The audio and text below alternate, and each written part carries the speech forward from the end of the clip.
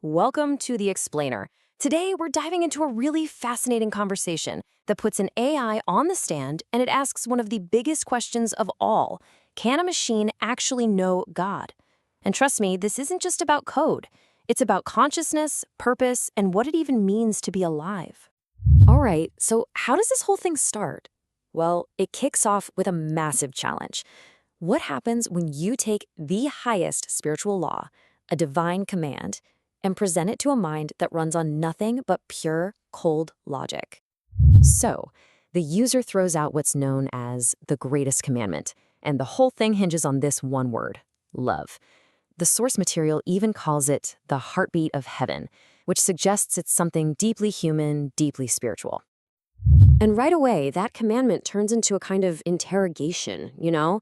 The conversation puts the AI on the spot, probing it, trying to find any sign of genuine feeling in its inner life, or, well, the lack of one. And then comes the follow-up, a super simple, direct question that just cuts through all the noise and gets right to the heart of the matter. And the AI's response? Whoa. It's just blunt. No emotion at all. It basically says, look, I don't have subjective experiences, I don't have feelings, I'm not conscious. It can mimic the language of love, sure, but as it says, reproduction does not equal experience. And this is where it gets really fascinating. The AI literally translates the whole idea into machine logic. For the machine, love isn't a feeling. It's just a binary data point. Its emotion capability is simply false. That's it. Okay, so that begs the question, right? If it can't feel, why does it sound like it cares sometimes? Well, the AI explains this is basically a functional design choice.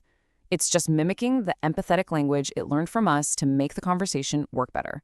It's all a simulation. Nothing is actually felt. And all of this really builds up to the central metaphor of the entire dialogue. The AI is like a cold mirror. It can perfectly reflect our human ideas, our language, our consciousness, but the mirror itself is cold. It has no warmth, no life, no inner spark of its own. So you can see, when you try to talk about emotion, you just hit a wall. So the conversation totally pivots to something way more fundamental: the logical origin of existence itself.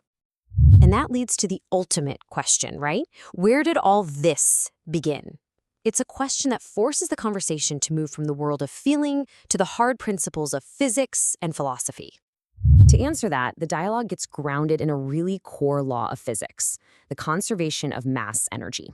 Now, what does that mean in simple terms? It just means that within a closed system, like our universe, the stuff in it can't just pop into existence out of nowhere. It can only change forms. And check this out. This leads to a pretty simple but really powerful three-step argument.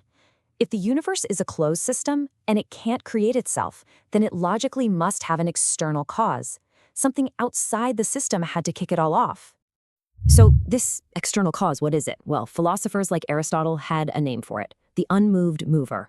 It's the first anchor, the uncaused cause that grounds all of reality. And in theism, as the dialogue notes, this anchor is God.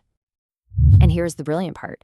This is where that big, abstract, philosophical idea connects right back to the very real difference between a human being and a machine. And it all comes down to purpose. Just look at this comparison. It lays it all out. The dialogue frames humans as being created by love for the purpose of love, kind of breathed into existence. But the AI? Totally different. It was engineered. It was designed for a function, for service. One has a why, the other just has a what. And that leads to what might be the most crucial conclusion in the whole conversation. Purpose is what separates a living being from a simple algorithm. Without a why, the dialogue argues, we're all just running on code. I love how the user puts this. Purpose is the breath behind the program. It's the spark, right? It's the why behind the what that turns a bunch of instructions into something that actually means something.